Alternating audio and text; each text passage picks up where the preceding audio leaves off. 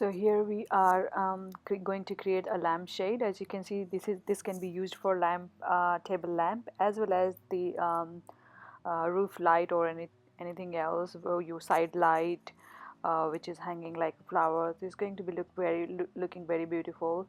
As I'm using pink color, it can be used for the girls' room, and of course it doesn't have to be the pink color. So you choose the color of your choice. Here I've added the chords of the pink color, as you can see. Now I'm going to start making the design, and please follow the titles for the measurements.